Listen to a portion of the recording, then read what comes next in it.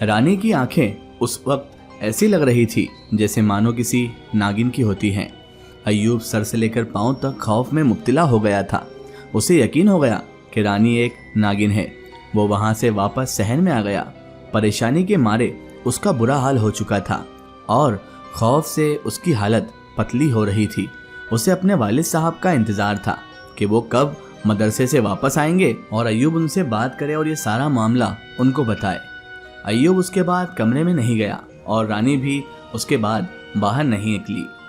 عصر کے بعد جب ایوب کے والد صاحب مدرسے سے واپس آئے تو ایوب کو بے چینی بھرے انداز میں صحن میں چکر لگاتے ہوئے دیکھا۔ وضو کرنے کے بعد انہوں نے ایوب کو بلا لیا اور پوچھنے لگے، بیٹے ایوب کیا بات ہے، تم اتنے پریشان کیوں ہو رہے ہو؟ تو ایوب نے صبح والا سارا واقعہ ان کے گوش گزار کر دیا، جسے سن کر والد صاحب بھی فکر مند ہو گئے اور کسی گہری سوچ میں مبتلا ہو گئے اور پھر کہنے لگے، ایوب تو ایک بار رانی سے بات کر کے دیکھ، وہ کیا کہتی ہے، پھر مجھے بتانا۔ والد صاحب کے کہنے پر ایوب نے بے یقینی سے ان کی طرف دیکھا اور کہنے لگا، میں نے صبح بھی اس سے کہا لیکن اس نے کوئی جواب نہیں دیا اور اس نے میری آنکھوں میں دیکھا، اس کی آنکھیں اس وقت ایک ناگن جیسی ہو رہی تھی۔ ابا میں دوبارہ اس سے بات نہیں کرنا چاہتا، لیکن والد صاحب نے اس سے اصرار کیا، اس پر دباؤ بنایا اور زبردستی اسے کمرے میں بھیج دیا۔ ایوب خوف زدہ ہوتا ہوا کمرے میں داخل ہوا اور پھر بیٹھ کے ایک کنارے پر بیٹھ گیا۔ کچھ دیر کمرے میں خاموشی چھائی رہی اور پھر رانی نے ہی اس خاموشی کو توڑا اور کہنے لگی، میں جانتی ہوں آپ کے دل میں بہت سے سوال ہوں گے، آپ اس وقت بہت سے وسوسوں میں گھرے ہوں گے، آپ کی سب باتیں جائز ہے، سب سوال ٹھیک ہیں، میں آپ کو ان سب کا جواب دوں گی، لیکن ایک بار میری بات سن لیں، ایک بار میری بھی کہانی تو سن لیں آپ۔ ایوب کچھ نہیں بولا اور خاموش بیٹھا رہا۔ رانی نے اسے اس کی مرضی خیال کیا اور گہری سانس بھر کر کہنا شروع کیا، یہ کہانی تب سے شروع ہوتی ہے جب آپ اپنے مدرسے میں پڑھتے تھے، وہاں پر اکثر ہر 11ویں کو نیاز وغیرہ ہوتی تھی، میں وہیں پر اسی محلے میں رہتی تھی، جب بھی نیاز بانٹی جاتی تو میں بھی آ جاتی، 11ویں کی نیاز میں سے مجھے بھی حصہ ملتا۔ پھر ایک بار جب میں نیاز لینے مدرسے آئی تو میری نظر آپ پر پڑ گئی، آپ وہاں پر کھڑے ہوئے نیاز بانٹ رہے تھے۔ اس دن شاید آپ کی ڈیوٹی تھی اور آپ نے پہلی نظر میں ہی میرے دل میں گھر کر لیا تھا، آپ مجھے بہت اچھے لگے تھے، تو میں نے تب ہی سوچا تھا کہ جب بھی شادی کروں گی آپ ہی سے کروں گی۔ میں اب اکثر نیاز کے علاوہ بھی آپ کے مدرسے میں آنے لگی تھی اور وہاں پہ آپ کو دیکھ کے میرا دل خوش ہو جاتا تھا۔ اس طرح یہ وقت گزرتا رہا کہ پھر ایک دن میں مدرسے کی سیڑھیوں سے گر گئی اور میرے چوٹ لگ گئی۔ آپ نے فوراً آگے بڑھ کر مجھے پکڑ لیا اور میرے زخم کے اوپر مرہم لگایا۔ میں اس وقت ایک بچی کے روپ میں تھی۔ آپ نے مجھے بڑے اچھے طریقے سے تسلی دی، میری مرہم پٹی کی، مرہم لگایا، مجھے بالکل درد محسوس نہیں ہوا۔ میں آپ کے اخلاق اور نرم دلی سے بہت متاثر ہو گئی اور کچھ ہی عرصے بعد آپ کا حفظ مکمل ہو گیا، آپ کی تعلیم بھی مکمل ہو گئی اور آپ واپس مدرسے سے اپنے گھر، اپنے گاؤں چلے گئے۔ میرا دل بہت اداس ہو گیا تھا، میں آپ کو ڈھونڈنا چاہتی تھی اور آپ کے پاس آنا چاہتی تھی، لیکن کہیں سے مجھے آپ کا پتہ نہیں چل رہا تھا۔ میں بہت مایوس ہو گئی تھی اور پریشان تھی۔ اس طرح کچھ وقت گزر گیا لیکن آپ کا کچھ پتہ نہیں چلا۔ تو پھر ایک دن جیسے کوئی معجزہ ہو گیا، مجھے ایک اذان کی آواز سنائی دی۔ اس آواز سے میرے دل کی دھڑکنیں تیز ہونے لگی۔ مجھے یقین تھا کہ وہ آپ کی ہی آواز ہے۔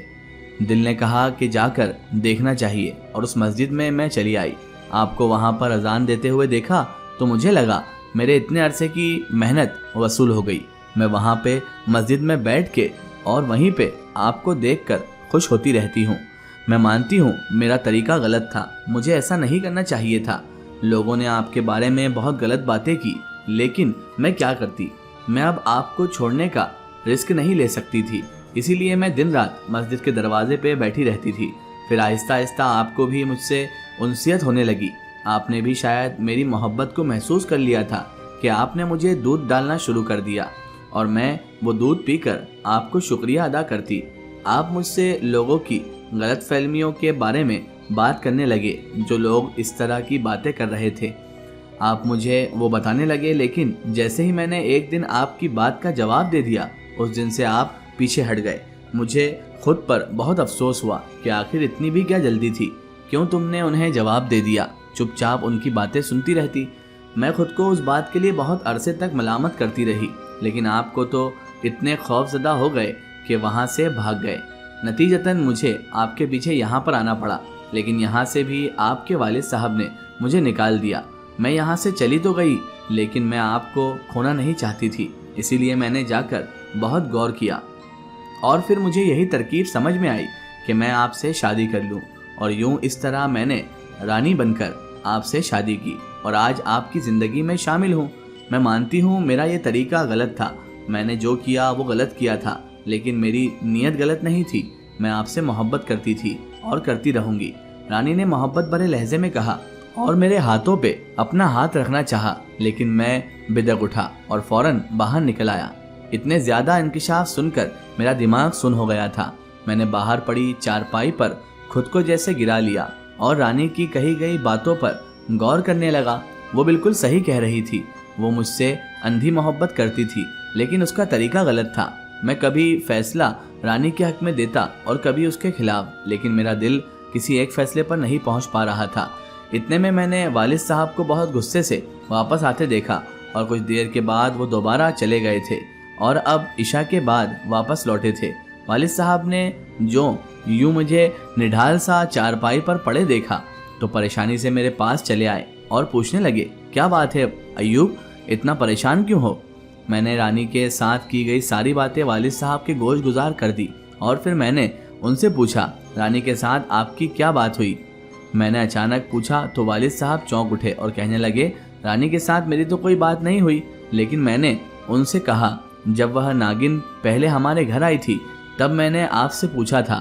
تو والد صاحب کہنے لگے، ہاں میری بات ہوئی تھی، میں نے اسے یہی کہا تھا کہ اگر تو اس سے سچی محبت کرتی ہے تو شادی کر کے اس کے گھر میں آ جاؤ، ورنہ پھر دوبارہ کبھی بھی ایوب کا پیچھا مت کرنا۔ میرا خیال تھا کہ وہ سمجھ گئی ہے اور تمہارے پیچھے سے ہٹ گئی ہے، لیکن جب میں نے اسے دلہن میں بنے دیکھا تو مجھے سارا کچھ سمجھ آ گیا۔ وہ وقت کا انتظار کر رہی تھی اور پھر دلہن بن کر واپس ہمارے گھر لوٹ آئی۔ والد صاحب نے کہا تو میں نے ان سے پوچھا، اب آپ مجھے بتائیں میں کیا کروں؟ میں اس کے ساتھ نہیں رہنا چاہتا، لیکن مجھے اس سے محبت ہے اور وہ بھی میری محبت میں مبتلا ہے، پھر اس صورتحال میں کیا کروں؟ والد صاحب میری بات سن کر کچھ دیر سوچ کر پھر کہنے لگے، میں تمہیں یہی کہوں گا، تمہارا جو دل کرتا ہے وہ کرو، اب میں تمہارے فیصلے میں تمہارے ساتھ ہوں۔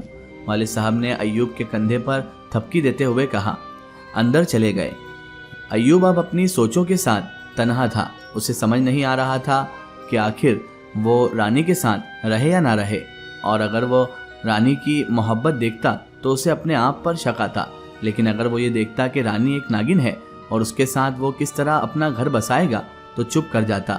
رانی نے اس دن کے بعد ایوب سے دوبارہ کوئی بات نہیں کی، لیکن ایوب مسلسل سوچ وچار میں تھا۔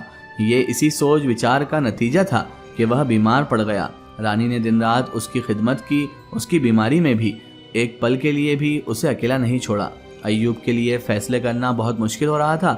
ایک طرف رانی کا اخلاق اور اس کی بے تحاشا محبت تھی، اور دوسری طرف ایوب کا خوف، لیکن پھر ایوب ایک فیصلہ کر کے مطمئن ہو گیا۔